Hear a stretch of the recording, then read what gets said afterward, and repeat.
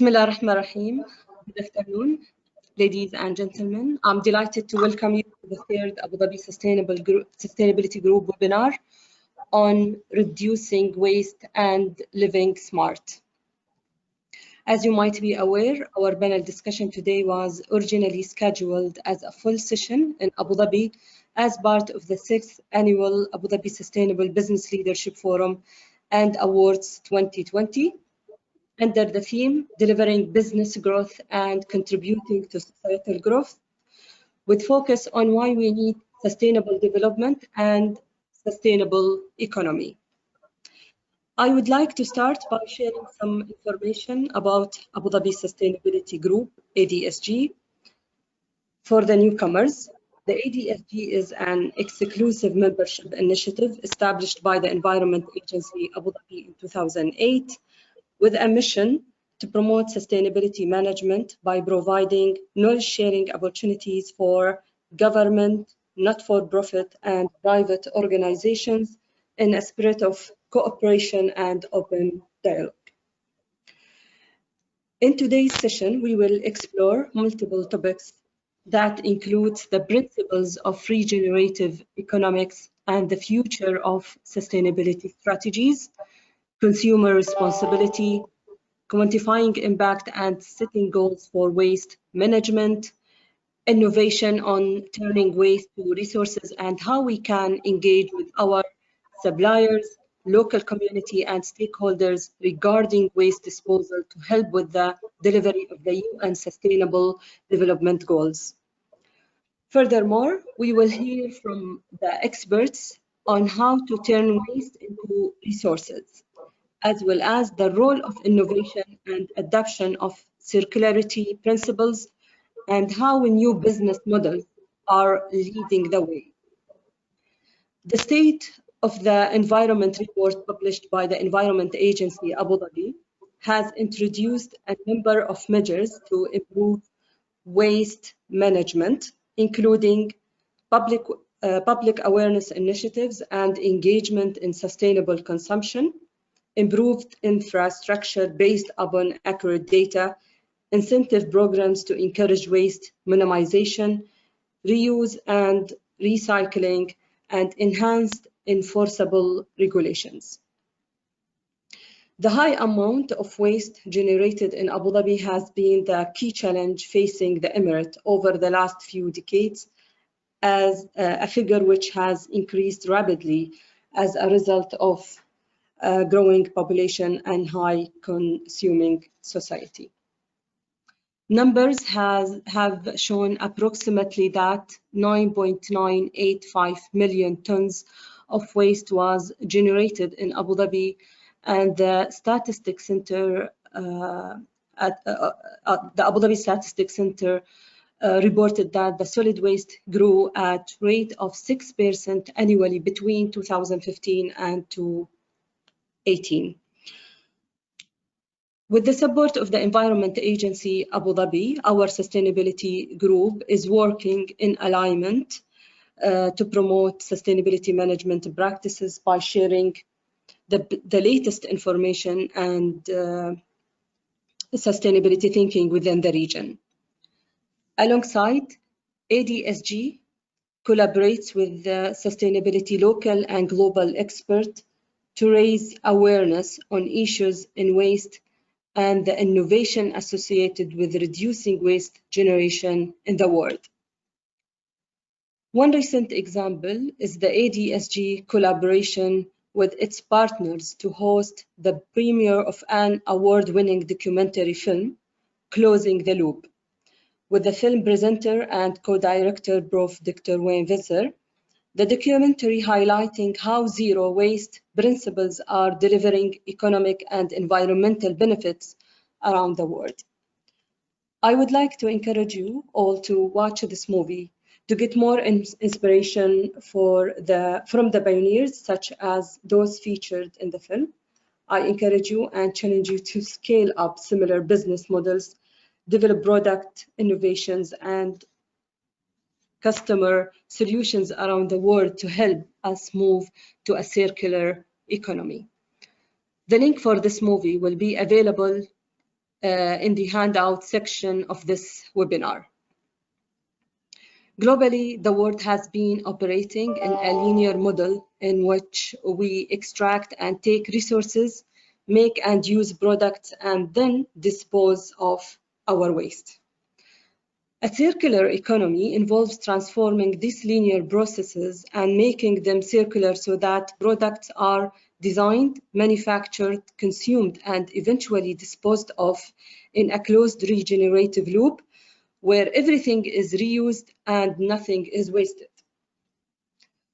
Moving forward, today's session includes the presentation from our expert panel of speakers, which will be followed by a moderated panel discussion and a Q&A session.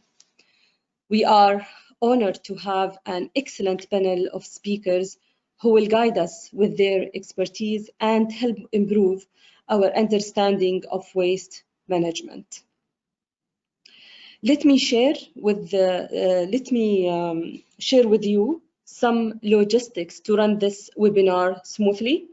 This is a live webinar, which is designed to be interactive, so we encourage you to participate by writing questions and comments at the bottom of your control panel, where you should find a chat box.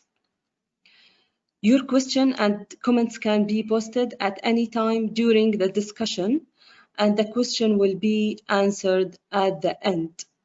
If we run out of time, questions can be sent directly to the speakers for an offline response. We have created a hashtag no waste, and we encourage you to use it for any social media posting regarding this webinar. During this session, we have a few voting questions that we would like you to answer. And let me now illustrate a demo by posting the first question for you to vote on. You can choose only one option. And the first question is, what is your biggest waste category? Please vote.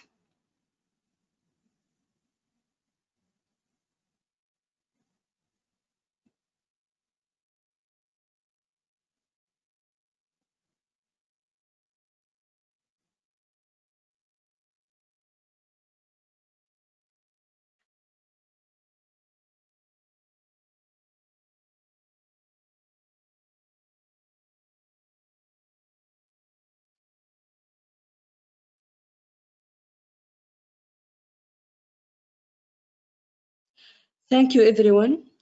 And here is the result of the voting.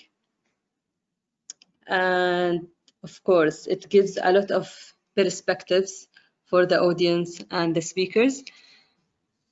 So the second question,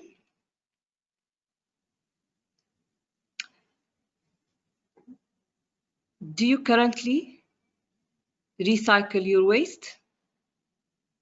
Please go and vote.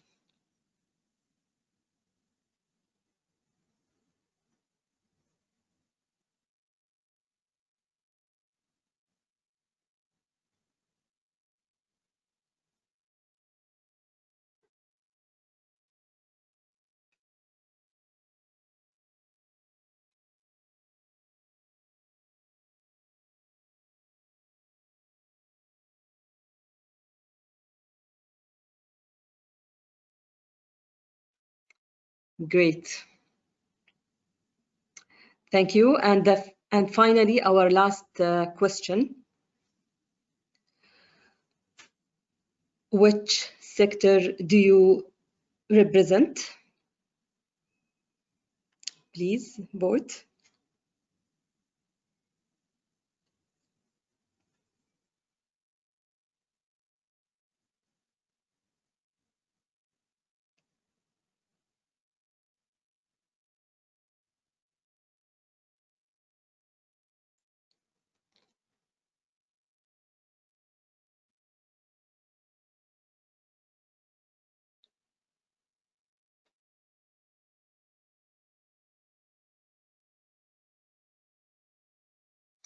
Excellent.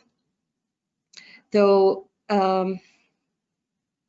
welcome all again, and please join me in welcoming our speakers.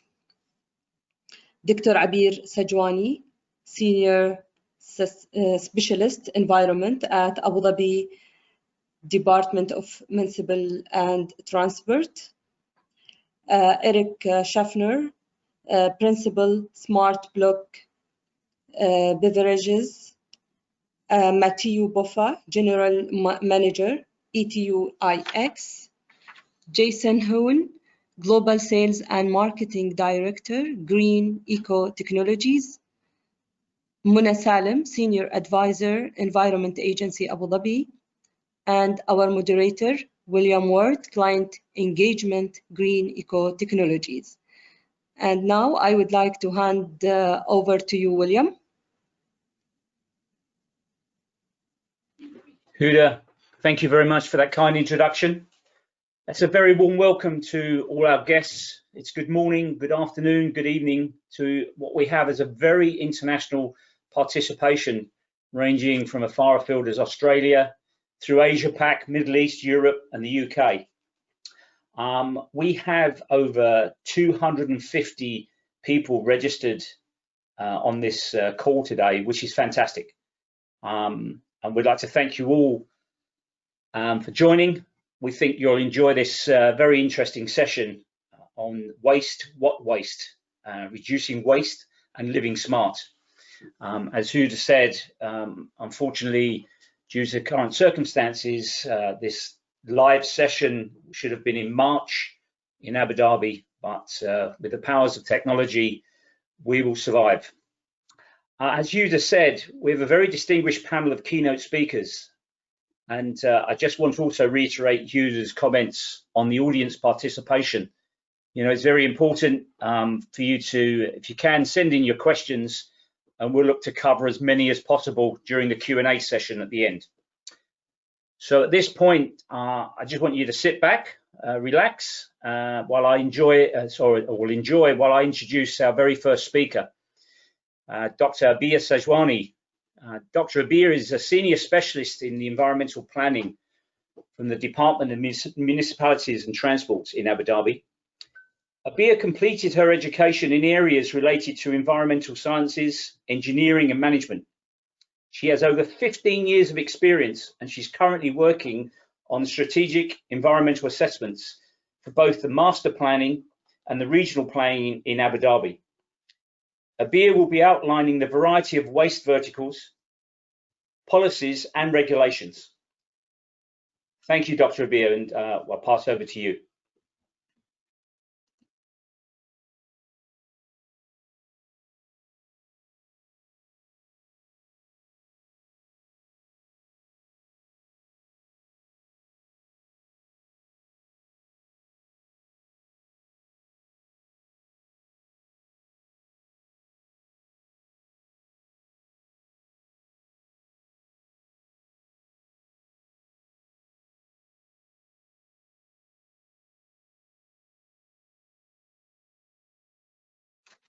Hello.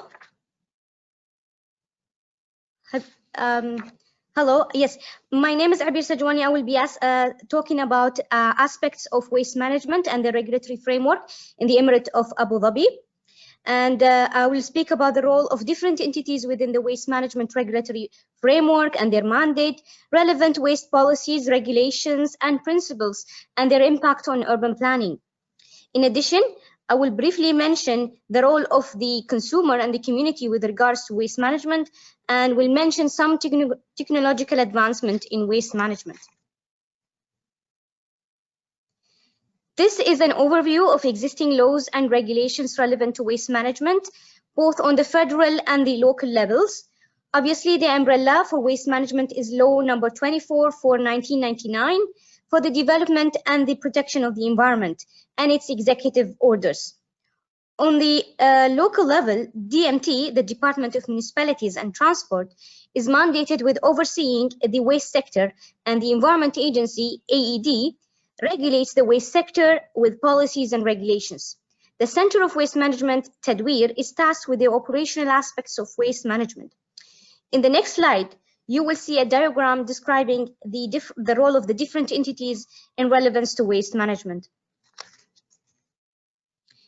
You see the slide is talking about the overview of the national policies and plans relevant to waste sector, mainly the UAE Vision 2021 and the waste management strategy for Abu Dhabi.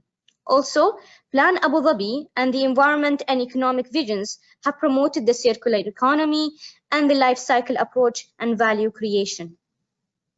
In terms of the international level, the Sustainable Development Goal 12, SDG 12, touches on the responsible consumption and production, and SDG 11 for sustainable cities and communities, among other relevant SDGs. Also, the UAE has ratified the relevant conventions to control the transboundary movement of hazardous waste and protect marine environment from land-based pollution. The role of different entities within the waste management mandate is explained in the slide. The DMT, the Department of Municipalities and Transport, oversees the management of waste sector in Abu Dhabi, and the Environment Agency is the Emirate Waste Sector Regulator. AED develops policies, regulations, and guidance for the waste sector. AED also monitors waste impact on the environment, issues waste sector permits, and enforces regulations. Tadweer, the Center of Waste Management, manages the day-to-day waste management services and operations, and they also manage and license the waste service providers. The regional municipalities, Abu Dhabi and Al Ain and Al Dhafra, implement the waste management guidance and policies in planning their regions. ADNOC, Abu Dhabi National Oil Company, regulates and manages the oil and gas waste in their concession zones. The Department of Energy, DOE, regulates the waste sector in terms of the waste water, basically, and then DOE also ensures safe collection, treatment, and disposal of wastewater products. The Federal Authority for Nuclear Regulation, FENUR, regulates the radioactive waste sector, and the Abu Dhabi Sewage Services Company, ADSG, manages the collections and the treatment and the disposal and the recycling of sewage and the maintenance and development of sewage services and networks. To highlight the existing waste policies in the Emirate, in 2016, AED, in coordination with Tadweer, issued a set of policies as a framework to regulate the waste operations and reinforce sustainable waste management within the Emirate of Abu Dhabi. Namely, there are policies for waste aspect of classification, planning, licensing and enforcement and collection, in addition to transfer, recycling, treatment and disposal. In terms of a framework, this is a solid regulatory process for the management of waste. In general, sound waste management systems and practices are a sign of good urban planning process, and thus requiring a sound waste infrastructure. This is why the DMT has centered waste management in planning efforts for the Emirate.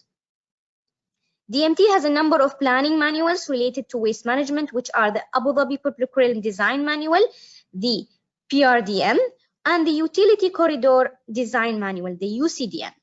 The PRDM guides the development of the public realm in Abu Dhabi. It provides planning specification on the use of open spaces and the placement of waste services. And the UCDM provides standards and guidelines for planning and allocating utility plots and corridors for the Emirate of Abu Dhabi. These planning documents are available online on DMT website.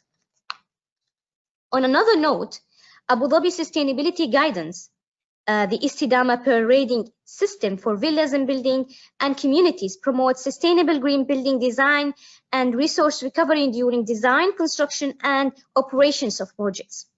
Istidama has a number of credits covered under stewarding materials, and they promote the use of recycled materials and good waste management practices in all stages of projects. Istidama asks for a minimum of 30% waste diversion from landfills in any construction activity. To give you a glimpse on Istidama construction and demolition C&D statistics, as it is known that the C&D waste are the largest stream, producing 47% of the non-hazardous waste in comparison to other waste streams.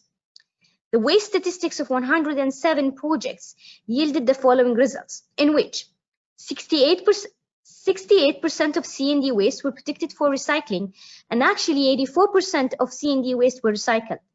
Around 201,000 tons of C&D waste were recycled.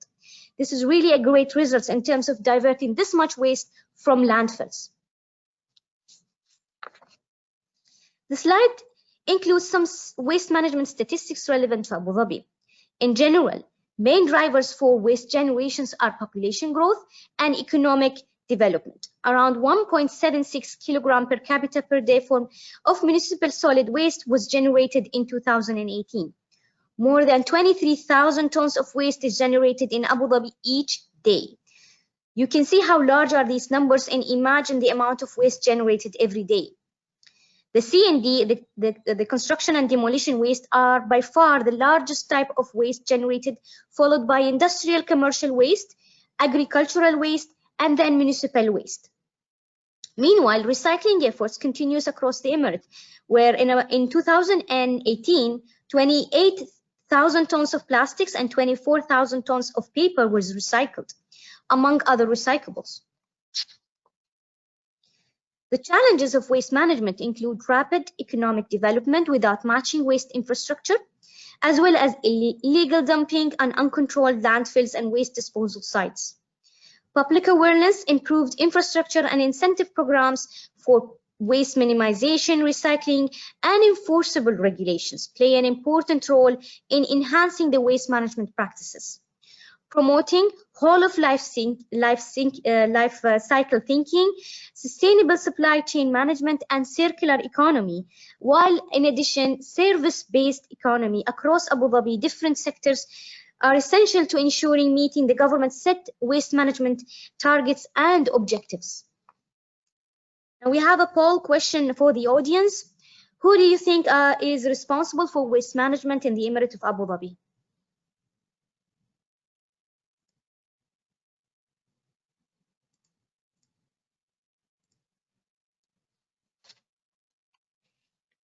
Are you able to see the poll?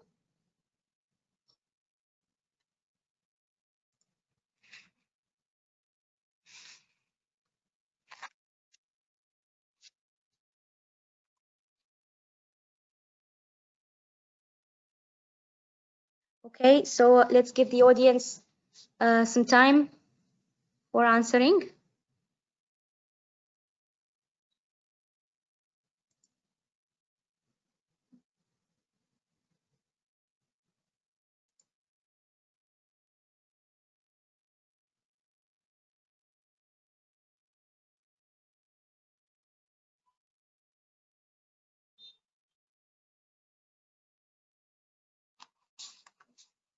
Do you have the results?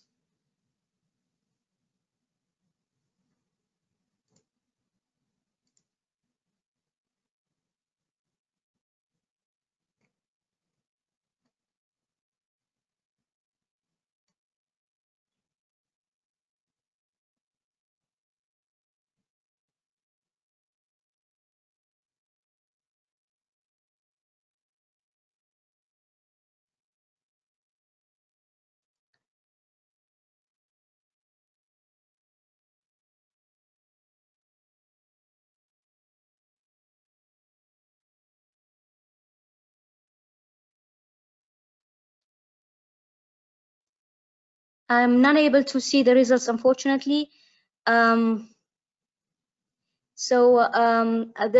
good that I'm receiving a message saying that 81% said that it's a responsibility of all sectors.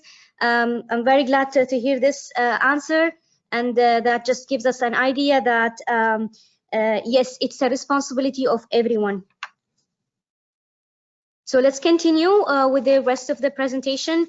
Some of the actions that the consumer and the community can do to enhance the waste management in the Emirate is follow the waste management hierarchy of prevent, reduce, recycle, and recover, and dispose in a sustainable manner, make informed decisions when sourcing out and disposing of materials and products for everyday use, and eliminate the consumption of plastics and unnecessary packaging materials, and also being involved in community and NGO cleanup campaigns and sustainability initiatives, and changing the behavior of the community in recycling and reducing waste from its source. Finally, the slide talks about the innovative practices in the field of waste management. And in general, the goal of waste management starts at understanding the waste management baseline and current efforts and capabilities, understanding population growths, projections, and planning accordingly. For example, for a waste to energy option, it's important to study the waste streams and decide the viability of this option without affecting the current efforts in terms in the Emirate in terms of recycling. Another good example is a grand project of wastewater collection and transfer is the STEP project, which is the Strategic Tunnel Enhancement Program, STEP, which includes building 41 kilometers of deep sewer tunnels constructed to transfer sewage from centralized areas to treatment plants. This is what we call hard infrastructure of waste. Something also that we must look into is the engineering specifications for landfills.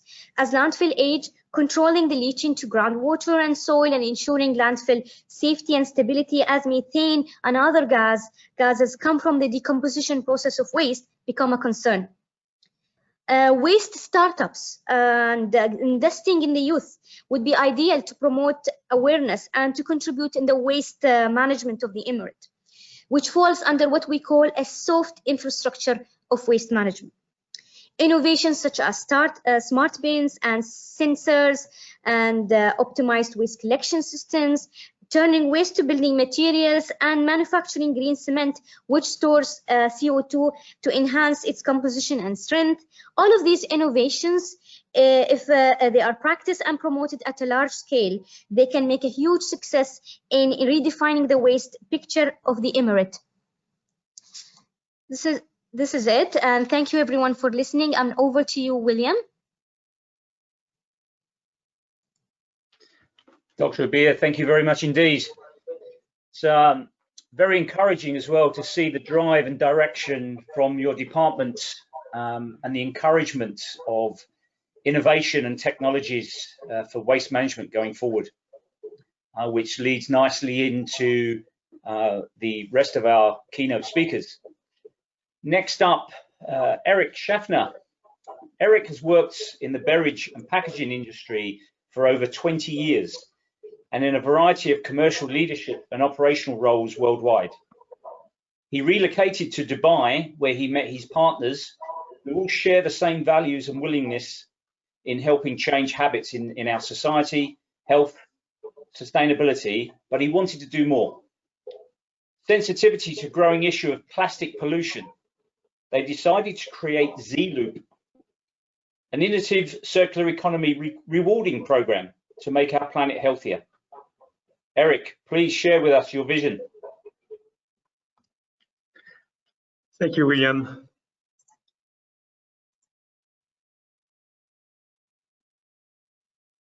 Let's get the full screen. So we will speak about how to engage consumer in the circular economy. Today, we produce more waste than we treat. So it goes to landfill or nature. One of the solutions is setting circular economies. If the industry is good at delivering products to consumer and large companies are handling waste as a resource with efficiency to be improved, who is taking care of consumers? That is what we had in mind by creating Z-Loop, closing the loop by involving consumers using mechanics that can motivate them to participate in recycling. Studies show that 3 levers work very well to engage consumer. It's provide social recognition, especially with millennials that are more sensitive about sustainability matters. Apply mechanism found in video games to real topics to play on our inner competitive behavior. Reward, because consumer will give preference to application brands that give them something in return. Let's see a practical example with plastic waste. Plastic pollution is highly visible, is all over. Regulator notice that, consumers are concerned about it.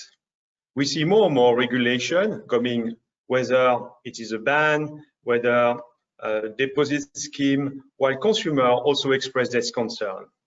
2/3 believe we are heading on an environmental disaster. So, to calm down plastic littering, we have launched a gamified mobile application. Everybody has a phone. Most people like games. So it's a very good medium to have a maximum engagement, deliver fun and loyalty. And for its reliability, traceability, we use blockchain technology to support that system. Let's see, to conclude the consumer journey in the app. It's very simple. They gather used plastic bottle. The application drive them towards points of collection. Once they are at the point of collection, they take a picture of the quantity they're going to deposit. They declare it, upload in the system, and after validation, automatically they gain tokens that they will be able to use to redeem against goods and services. This way, everyone can make an impact for a litter-free world. I would be very happy to exchange during our Q&A session.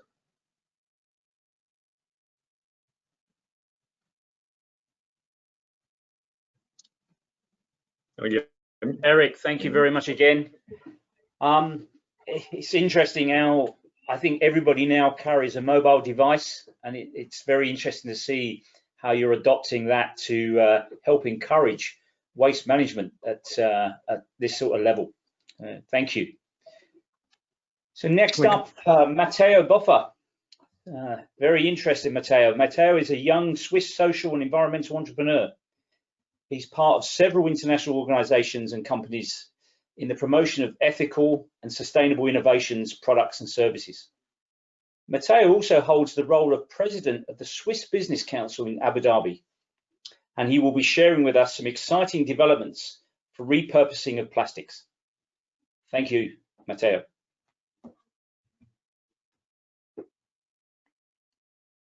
Thank you so much, William. First of all, thank you so much for having me here today. I'm really happy, honored to be part of this interesting webinar. I'm going to talk to you all about something related to sustainability, of course, but also innovation and opportunity. Talking about 3 practical and real, and of course, innovative solutions to plastic pollution. Let's start with the first problem, plastic banners, billboards. We have more than 1 million square meters of PVC material produced a year in the UAE to promote a marketing campaign of cars, phones, events, and also this material is used in construction. It's a heavy material, plastic, that otherwise gets destroyed and gets dumped under our feet, under the sand, under the ocean, and is very, very polluting.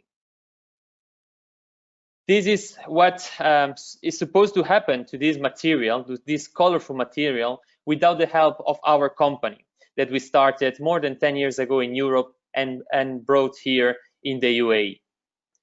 These are banners that are collected from a waste management company in Dubai. What my company do is basically taking it, disinfecting it, clean it, cut it, and create something incredible, such as a bag, a backpack, a computer holder, or any kind of product that you can imagine. This product is similar to leather, so we can create any kind of product that really you can think about it. A practical example of our operation in the UAE was from providing a fair green school in sustainable city with more than 600 bags for the kids.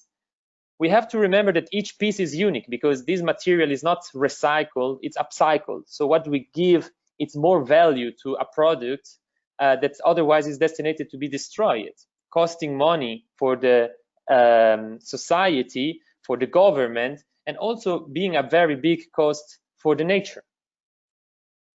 I will lead you through another example. Our philosophy, business philosophy, is a B2B concept. With this showcase of Porsche, I will show you what is the opportunity also for businesses in what is Itwix doing. So with Porsche in 2011 in Switzerland, we create 400 bags out of this billboard that you can see.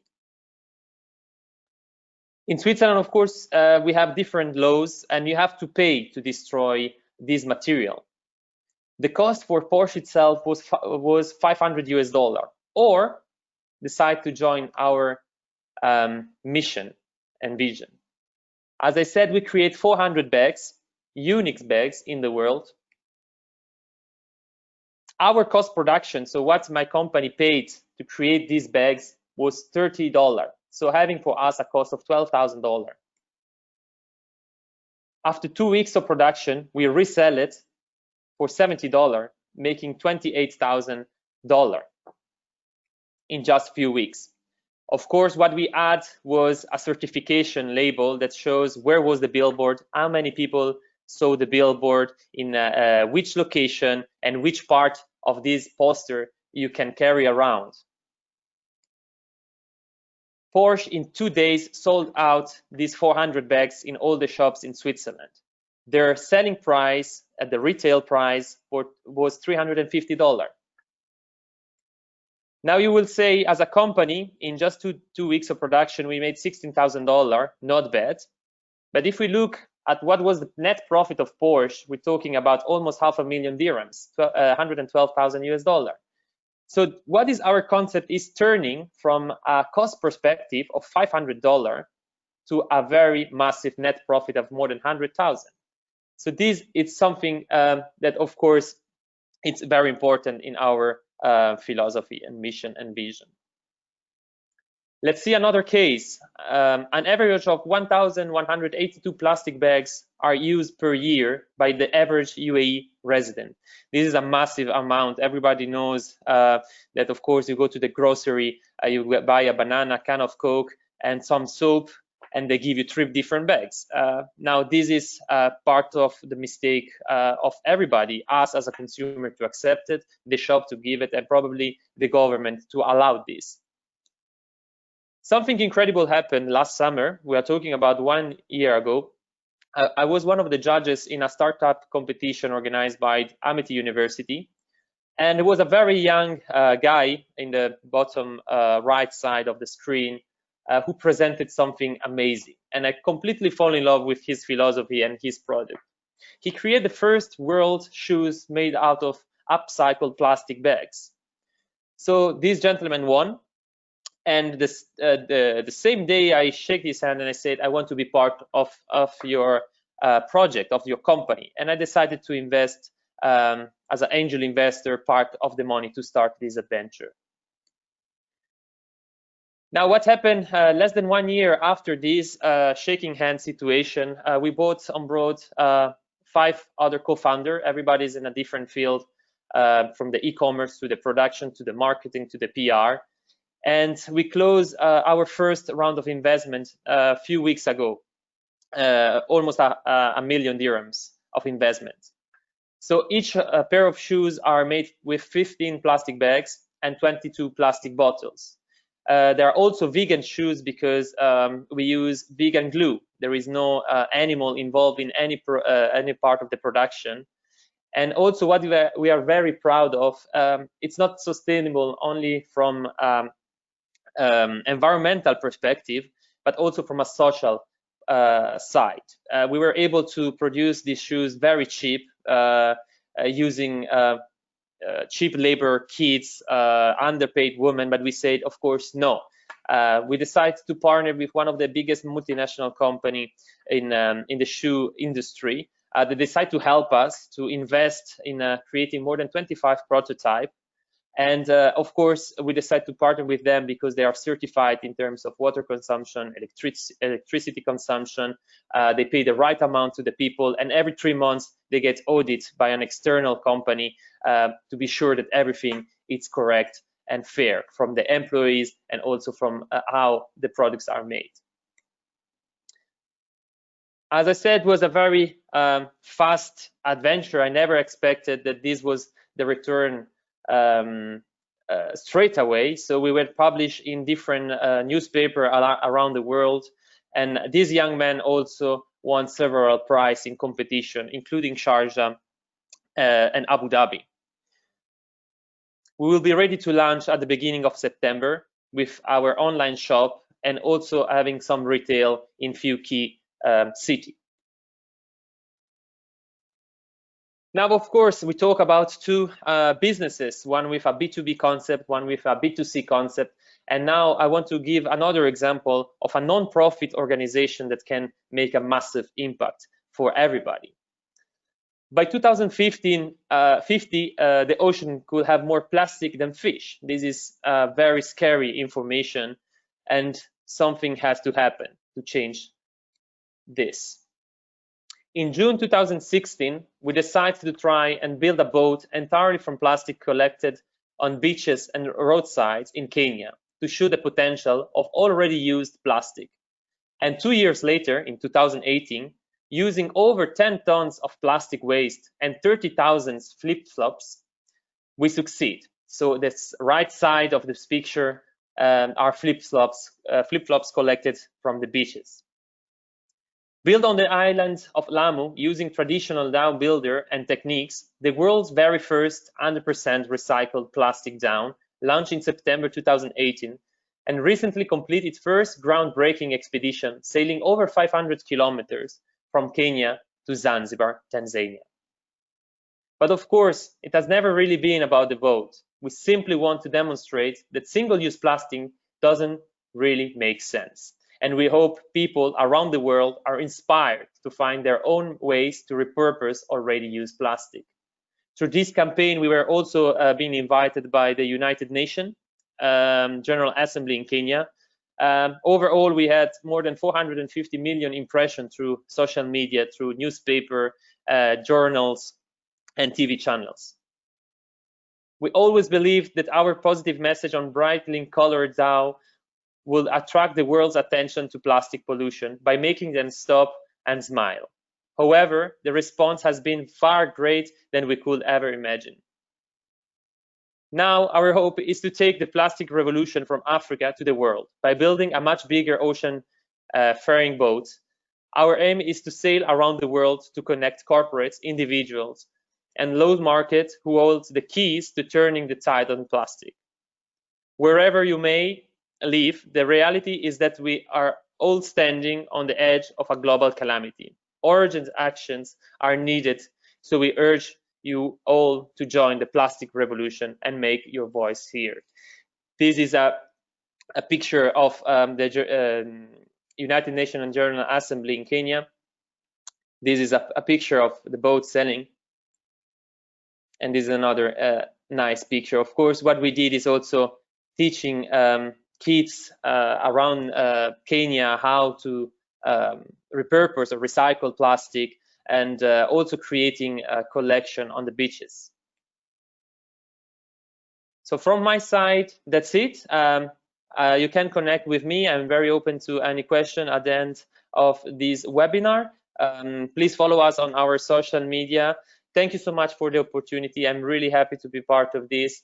And again, please try to follow what I call my philosophy. Let's not spend to destroy, but let's invest to create a better future. Thank you so much. Wow, thank you, Mateo. Taking what is really now becoming a very common waste stream in plastic to such a wide variety of products. I think I need to get myself a pair of those shoes. So moving from plastic waste, another very common waste stream, food and organic waste. Our next speaker, Jason Cohen. Jason has 25 years experience in sales and marketing, and he helped the growth of Upstream, a technology company in Australia, before it was acquired by Fuji Xerox Australia. He is the founder and he's the global sales and marketing director of Green Eco Technologies, overseeing the development of the Waste Master system, a food and organic waste solution. But Jason's going to be delving into the issues relating to food and organic waste disposal and the challenges that poses. So Jason, thank you. Over to you.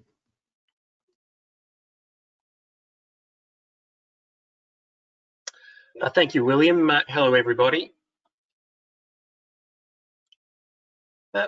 When you throw something away, it must go somewhere. I want to take a few minutes to speak with you about using those things that we often throw away, that we perceive as waste, and look at using innovation to make them into a truly valuable resource. So focusing on innovation to recycle, reuse, and repurpose waste. But first, a very brief history of recycling. The terms recycle, circular economy, and reuse, and the concepts behind them have been mainstream since the 1970s. But the concept of recycling and reusing goes back much earlier than that. Archaeologists have discovered evidence of organised recycling by the Romans and other empires from as early as 2,000 years ago. But as civilizations have grown in population and technologies have advanced, we've become a lot more wasteful and consumer driven. And the volume of waste we're generating today has grown exponentially. And the products we are making today have become more sophisticated, often making them harder to recycle. So today, we're also more conscious of the health and sanitation implications that are often associated with reusing some products, all of which has added an extra level of complexity when trying to integrate a waste stream into the circular economy. This means that when an item cannot simply be reused, it must go through a complex process to be recycled, which often means using heavy and expensive machinery or chemicals or vast amounts of energy and water, with the end product often being more expensive and substandard in quality compared to the original. At my organisation, Green Eco Technologies, we specialise in recycling food and putrescible waste.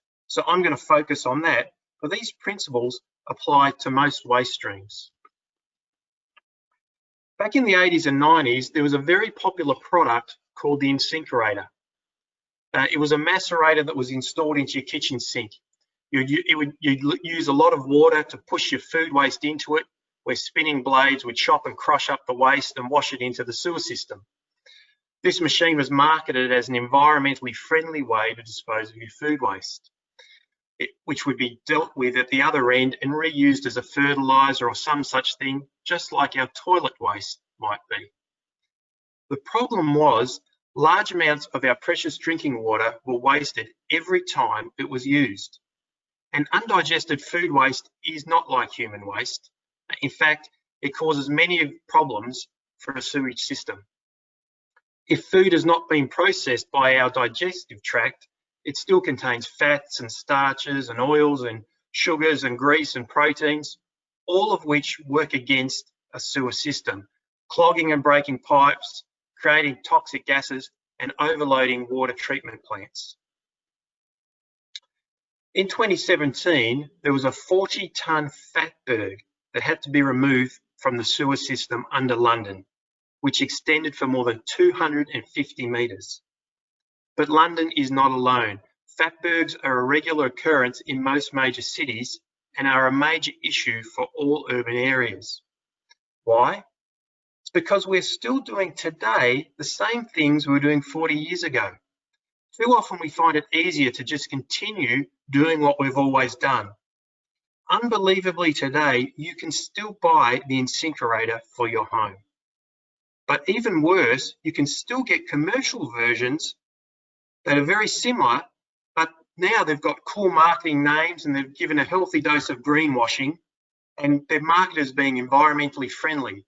Despite the fact that they use copious amounts of drinking water, they still clog up our infrastructure, and what's worse, they are wasting the value in our food waste, which we should be harnessing.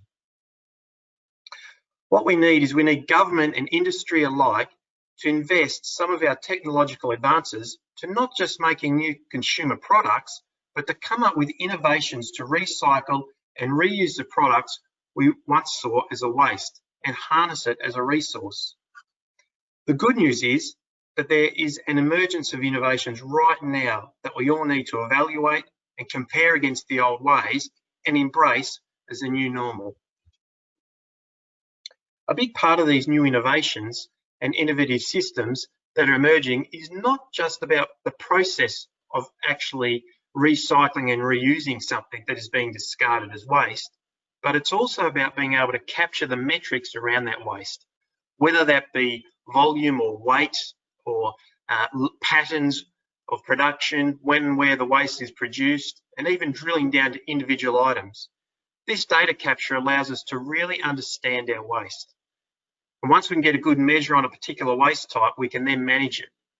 This in-depth analysis allows us to not only more accurately predict how much and where our waste will come from so that we can be prepared for it and focus on innovations for that type of waste, but also helps us look at the demand and actually focus on the areas where we can decrease the amount of waste being produced in the first place.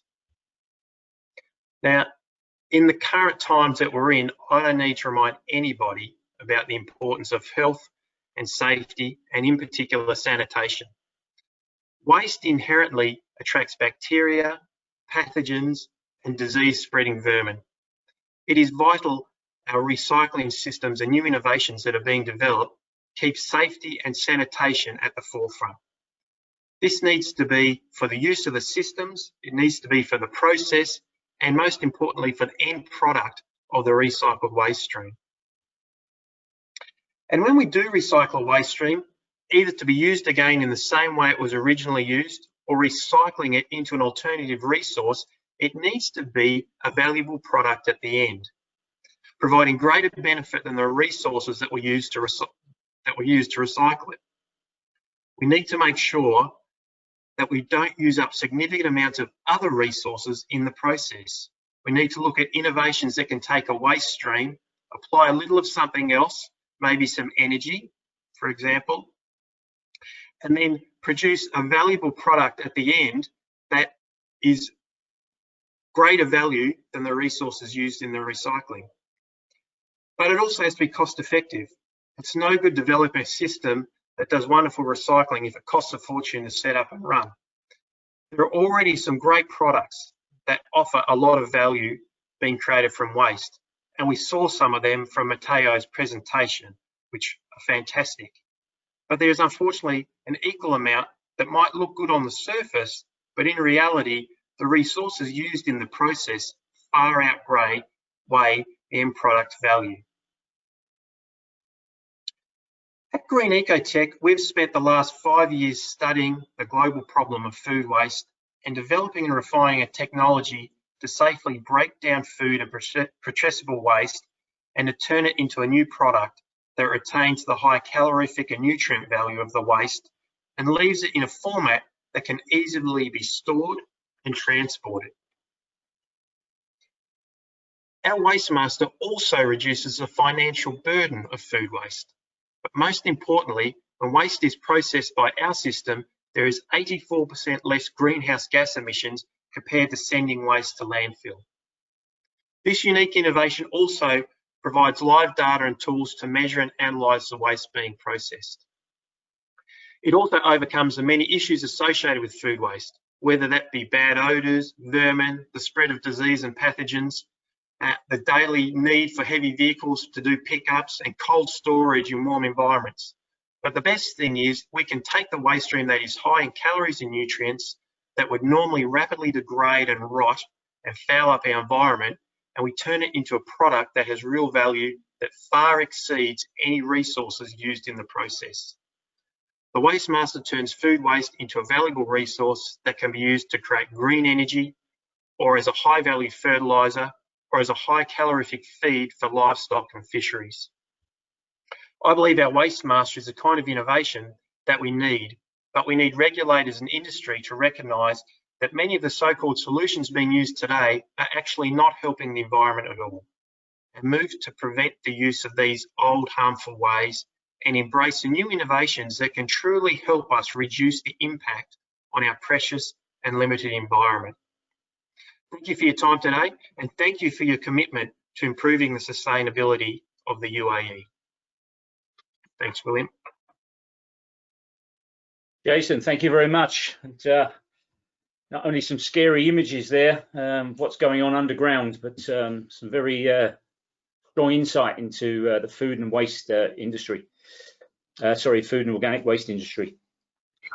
Moving on now, Mona Salem is our next speaker. Mrs. Salem is she's an environmental professional with 29 years actually of operations management, engineering consulting, and design experience in both the public and private sector. Mona currently serves as the senior advisor to the Environmental Agency of Abu Dhabi. And she's going to share with us not only why we should be rethinking our waste strategy, but what it can mean for the bottom line.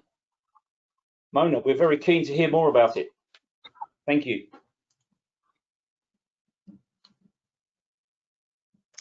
Thank you, William. Okay, so today I wanted to talk to you about you think your waste, you know, what it means to you, what it could mean to you, and how, you know, to go about it. And then I really wanted your thoughts on how we can help you at the Environment Agency of Abu Dhabi go about this. Next, please.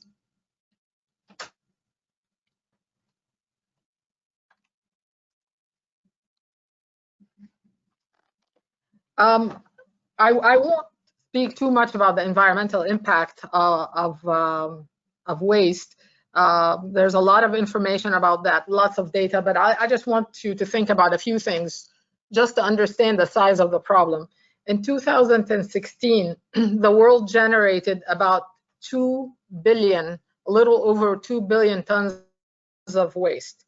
That's about the equivalent of 6,000 Mount Everests if you were to pile up all the waste. The World Bank predicts that this will increase 70% by 2050. So by 2050, they are expecting, if things continue the way they are, for the waste volume to increase to the weight of waste to increase to 3.4 billion tons. That's 20,000 Mount Everests. Imagine that. At every step of the way, energy spent, emissions are released, and resources are utilized to manage the waste. Next, please, Alina. What does that mean to government? Okay, and what does it mean to the economy? The tables you see before you, I have tables that depict the cost of collection, landfilling, converting the energy to waste. It's listed by low-income countries to high-income countries, and the costs in there are in dollars. Just to think about this, put this in perspective, the world is expected to spend 4 to 5% of the annual GDP. That's about $4.5 trillion by 2030 on this issue. That's equivalent to the economy of Germany. That's the world's 4th largest economy. Significant spending, significant opportunity is there. To have an impact, you really need to look at your cost per ton. So the cost per ton to dispose of a ton of waste versus minimize the waste is quite significant, as you see in the chart there. So it costs more to dispose versus investing in minimizing the waste. Next, please. Okay, so from a business perspective, about 70% of the audience today are not government. They are commercial and other businesses. So what does that mean to you? Well, I won't talk to you about the environmental impact. I'll talk to you about the impact to business. At one point in time, the Nobel-winning economist Milton Friedman stated that a corporation's primary responsibility is to make a profit. and that's how they fulfill their social obligation. So today, especially with the economy the way it is around the globe, everyone is looking at ways to optimize and improve the economics within their corporation, within their government. At every stage of waste handling, you're losing dirhams, you're losing dollars. There are many strategies to reduce, and these cost-cutting strategies are not unique to waste. They are strategies that are used by governments and businesses to evaluate cost and to reduce it, such as the optimization of the procurement practice, adoption of technology, supplier competition, bundling. Well, how do we do that in a waste setting? Alina, next, please. Okay, you need to really focus on what goal do you have. You can either eliminate your waste or reduce your waste. Obviously, eliminate if there is no waste. I mean, that's the best way to go. Although that's very difficult to do, so companies tend to, and governments tend to focus more on waste reduction. So to accomplish either, you need to really rethink your entire process. You need to rethink your business. You need to look at your business in great detail from the minute you have material coming into your operation to the minute it leaves. From the minute you need to look at your processes, how are you conducting your business? And again, I'll say that now is a really good time to do that, because many businesses are retooling, are even rethinking their business strategy and rethinking their product strategy. So now is a good time. Next, Alina. So it starts with a waste audit. And there are many objectives of waste audits. Mainly, you're trying to understand how are you generating waste in your facility, if your existing practice is effective in reducing it, and identifying areas where you can have more reduction efforts. I'll give examples. Typically and historically, most entities, when they do waste audits, they focus on packaging. AU Optronics from Taiwan a few years ago started redesigning the packages for their TVs. And by doing so, they had a savings of 11% in waste management fees. General Mills, the company that makes cereal and noodles, recently repackaged their Cheerios boxes and Wheatex boxes and shrank the sizes of their noodles to fit into smaller containers. And by doing this, they saved over 500 truckloads of waste per year. That's the standard way. Now, a lot of innovation has come about, and now companies are using digital solutions. They're using artificial intelligence technology to help with this. So they're collecting all their waste data, their process information, and analyzing it to look at reducing their waste. WinNow is a company in the US that uses technology to help restaurants save on food waste. So rather than find an alternative to reuse the waste not generated in the first place, and they've been successful in helping chefs and restaurants save 3 to 8% of their food cost. Other technologies, other than AI, is actually looking at a different way of manufacturing. So using more 3D printing, more robotics in your systems to reduce your waste generation. Or using a mixture of digital and biological innovation to reduce consumption on farms. Or using a mixture of digital, physical, and biological inventions to reduce waste in generating product. Goodyear has a new tire called Oxygen, and that tire has moss growing on the inside, which absorbs moisture and carbon dioxide from the air as cars drive. And then the moss, the photosynthesis from the moss is used to power sensors that send data for their tires. So it's looking at a different way of manufacturing, really looking at your process. It can be a very simple waste audit.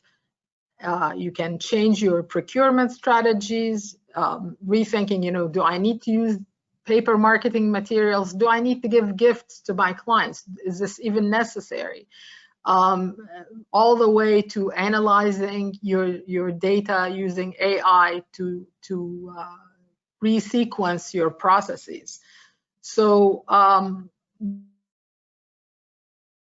this is the way forward to really not have the waste in the first place, not have to deal with it, potentially look for ways to utilize it in a different way.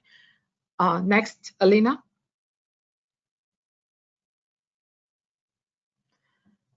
Next, please. So I'd like to, open up the discussion now for how the Environment Agency Abu Dhabi can help with this. Next, please. And Alina is going to share with you now a polling question that maybe can help us start that conversation. So basically, we want to know how we can help you. What type of incentive can we provide at EAD to assist you? And there are several options, from providing technical assistance, setting up a technical assistance program to help you conduct those audits and identify solutions, to potentially setting up grant programs to help you fund some of these initiatives, maybe some different incentives such as awards and certifications that would help you add value to and gain more benefit from the achievements, all the way to de-incentivizing this, more stricter regulation or levies. And I'd like to hear from both the government side attending and the private side, what are your thoughts? So Alina, can you share the poll question, please?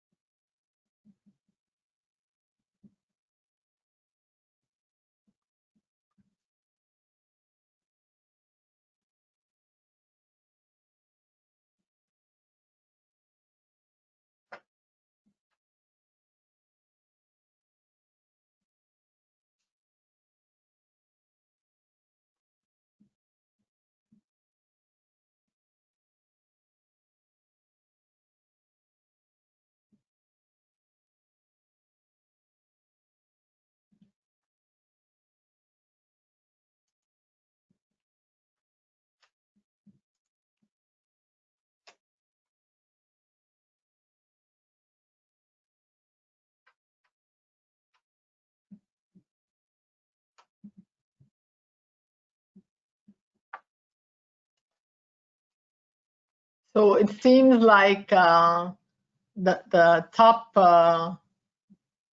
top result is a financial assistance program, followed by regulations and levies, and then the technical assistance program. So I think that's we're going to definitely take your recommendations on board and work towards these programs, and come back to you with our ideas and thoughts. I'd like to open up the discussion if anyone has any question or recommendation about, what would actually make you change your behavior, change your approach, other than what the poll showed.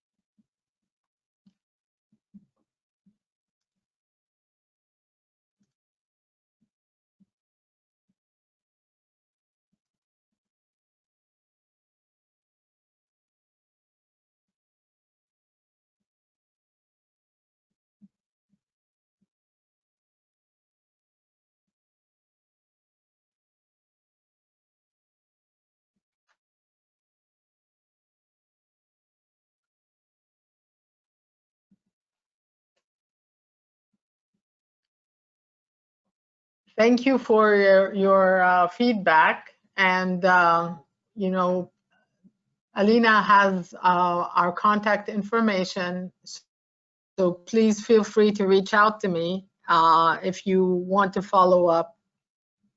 Thank you. Mona, thank you very much. Again, very interesting insights.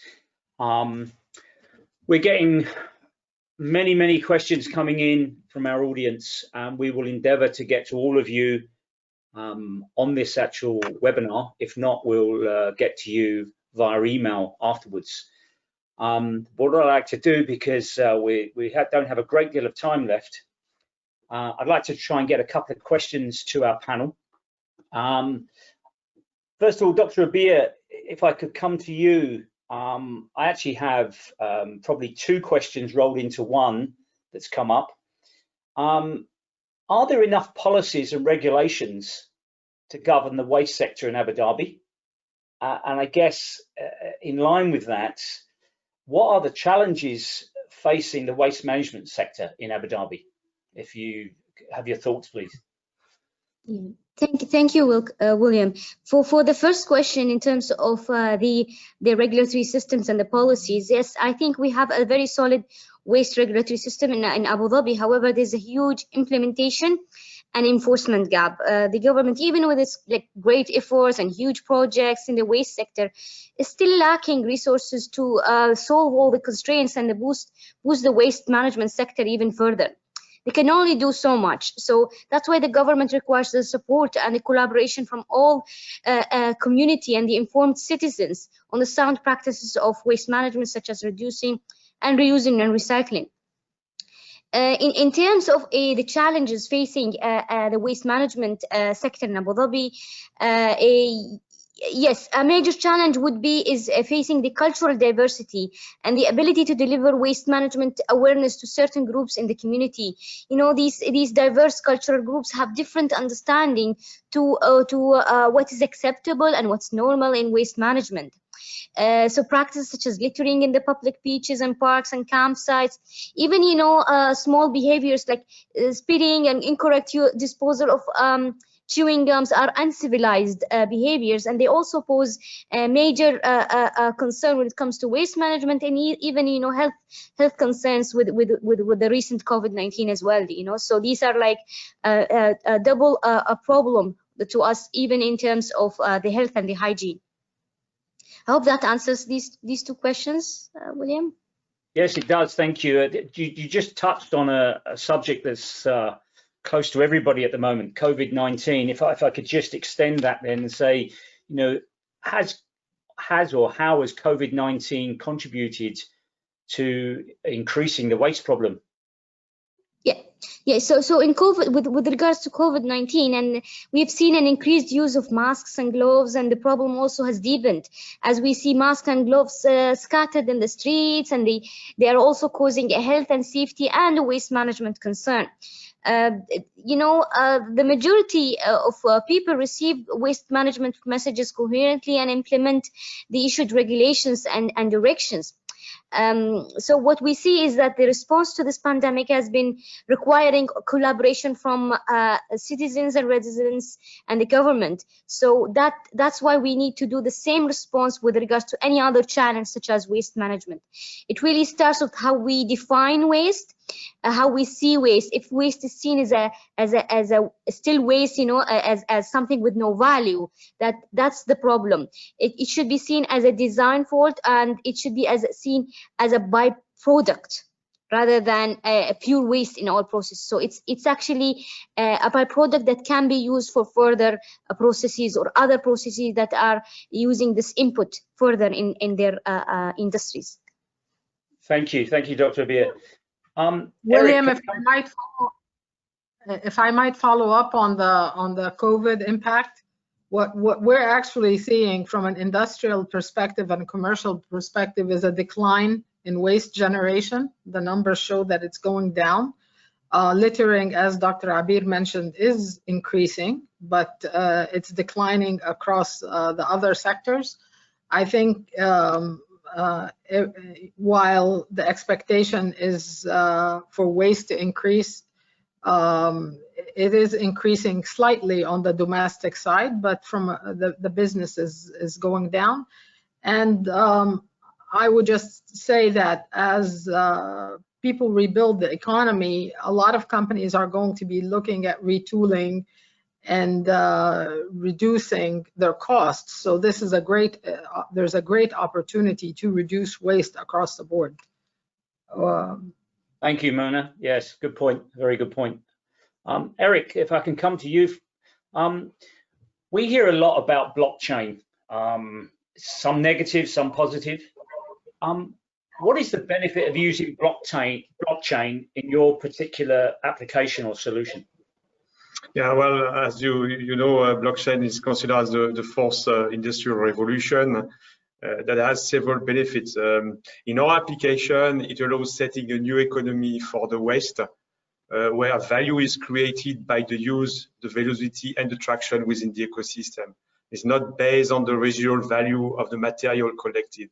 For instance, on plastic recycling, the current challenge for recyclers is the very low price of oil that makes actually virgin material much cheaper than the recycled one. So their business model is shaken. By disconnecting that from that value, we can have less sensitivity to external factors like material price. And then the blockchain makes the new system affordable to start with. It's reliable. We have a full traceability for also a maximum transparency. And to bounce back on the question about littering with single-use plastic mask and gloves is again a problem of education that we have to address, but it's also a problem of value. If masks were much more expensive and could be reusable, nobody will dump them. I never seen anybody dumping gold coins after using them. Good point. So let me ask you, if you have a family that has very few plastic bottles in their daily life, in how they go about, do you have any other waste streams that can be disposed of sustainably and benefit from the rewards of the app? Yeah, well, first, even if they don't consume much plastic, unfortunately, we have a backlog of plastic in nature because people have littered all over. So they can also collect that, and they will get reward also for that plastic collected. And then after on the platform, we can imagine to host many other recyclable. Because at the end, what we want to reward is the gesture of not littering. Okay, thank you. Staying on the subject of plastic waste, Mateo, what is the sensitivity and approach of the new generations regarding the purchase of ethical and sustainable goods? Yeah, thank you so much for this question. Of course, new generation are more aware, luckily.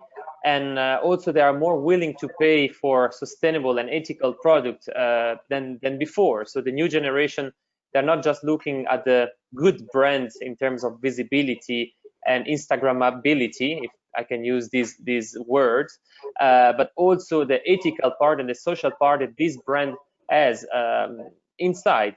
So luckily new generation, as I said, are moving through less fast fashion. Also, they're more aware of what is happening around the world. This is because of the information are different than what was with my grandparents were here. So I'm quite positive, and especially in terms of products, they want to be unique, sustainable, and social. Okay, yeah, thank you. Let me just change tact a bit now to food waste. Jason, if I can come to you. During your presentation, you made reference to water and energy consumption in a recycling process. So how does your WasteMaster solution solve this problem? Well, for one, we don't use any water in our process. I mean, water is our most valuable resource for life, and so we don't use any water in our process. We do use a little bit of energy, but what is important is to minimise the amount of energy that you use, and to make sure that the end product is actually more valuable than the energy that you've put into it. And so that's what we've been able to do with the WasteMaster. Our end product can produce more green energy than the energy that's used to process the food waste. Understood. Not quite attractive a product as Mateo's training shoes and fashion items. I just need to ask you about fatbergs.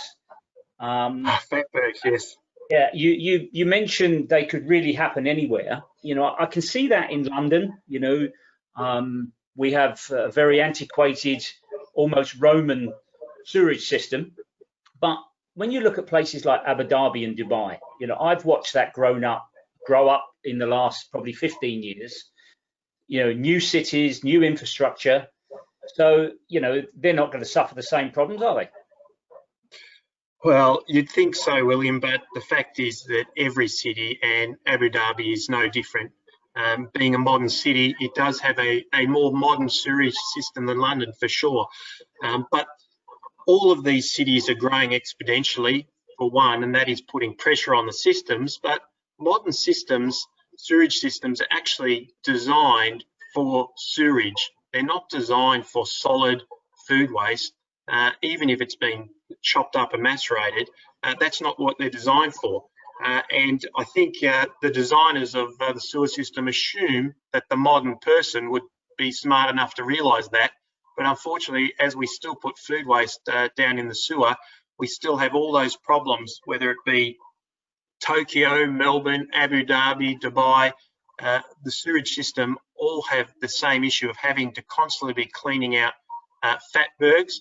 Thankfully, not the size that they had in London, but the gases and the fatbergs are constantly having to be taken out of the systems in Abu Dhabi like they are everywhere else. Okay, Dr. Beer, let me ask you then on that note. Is Abu Dhabi ever planning to maybe ban food waste going to landfill, or possibly increase the gate fee? And if not, why not?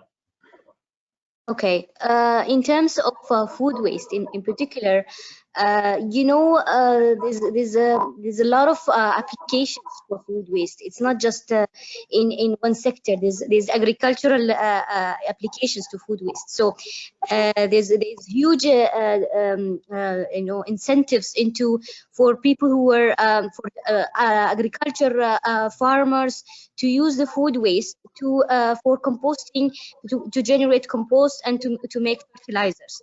But in terms of imposing fees, it's not seen as a yet option to go for the government for, like to put a policy for imposing fees on the food waste. But there is a certain direction in terms of putting more advices and recommendations back to the community to make sound decisions in terms of what should be disposed of, but really recommendation into like minimizing and in fact avoiding waste, because there's also one part of the food waste, part of the religion in terms of conserving the blessings that we have in terms of all these items that we have for food.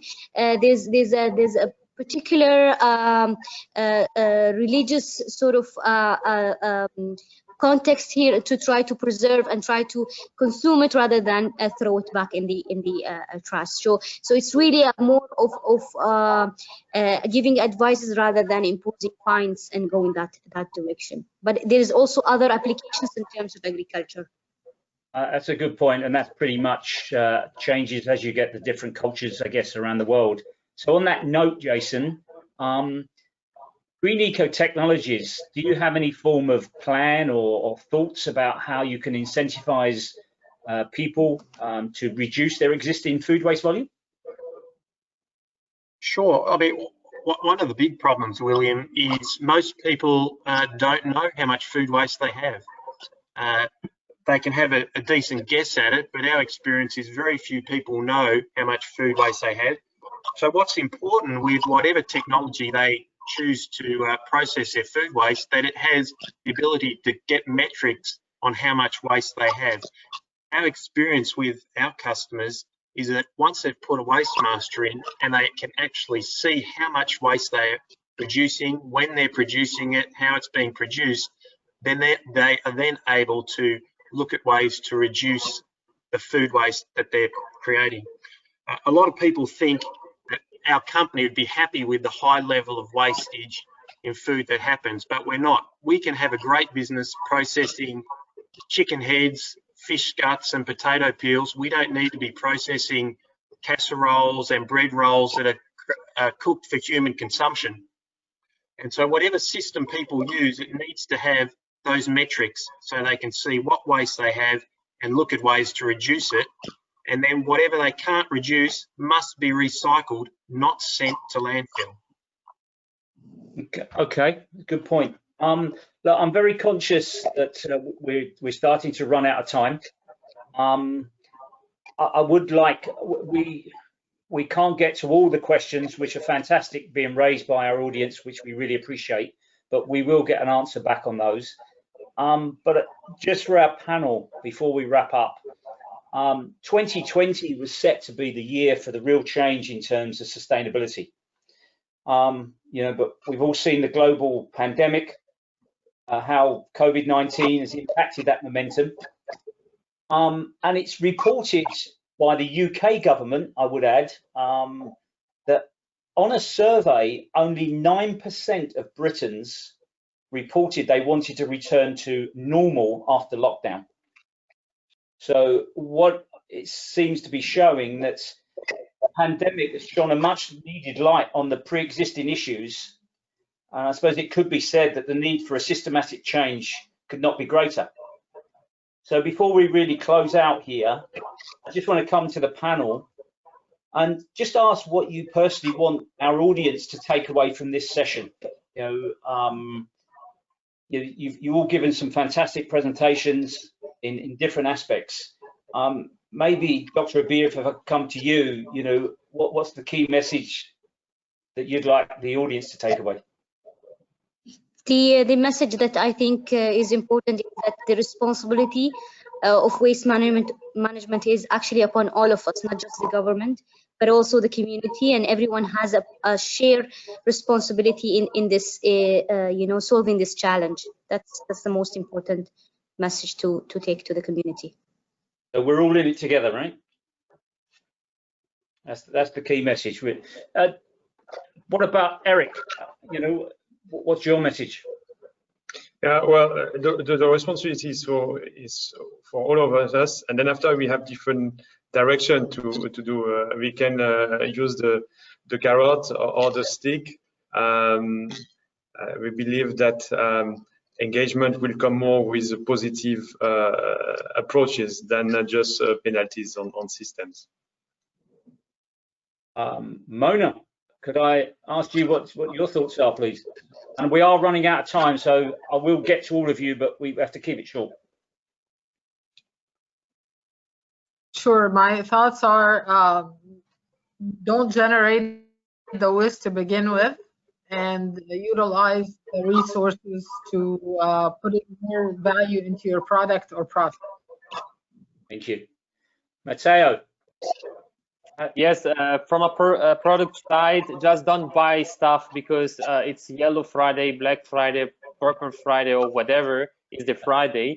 Don't buy stuff that you don't need, and also be very careful and make a research on what you're buying to be sure that the company is doing something good in the right way, because there are a lot of players in the market that they are claiming to do something good, but they are not. Yeah, thank you. Jason, what can I come to you?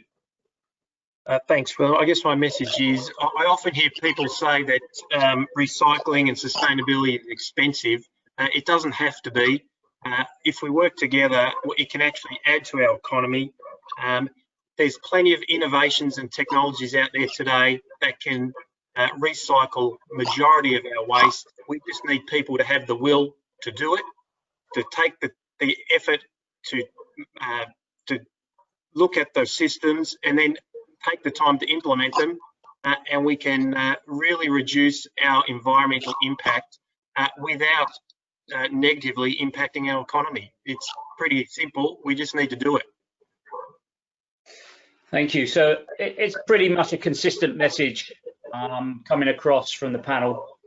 I would just like to say, for me, this has been a privilege to have moderated a very interesting and engaging session. I want to thank our keynote speakers, Dr. Abir Sejwani, Mateo Buffer, Eric Schaffner, Jason Cohen, and Mona Salem. I also want to say thank you to the Abu Dhabi Sustainability Group for their support. Last but not least, technology doesn't go without the backroom team, Sandra Nani, Joni Hurst, Alina Lobu, for keeping it all taped together, and any issues behind the scenes. And it's always a challenge when you're trying to do something like this. As we said, we'll try and get to as many of these questions. We've had some really good feedback, which we thank you all very much indeed. The slide deck will be made available. I just want to say thank you all again. And as always, please stay safe, and hopefully we'll be able to chance to meet again very, very soon. Thank you all.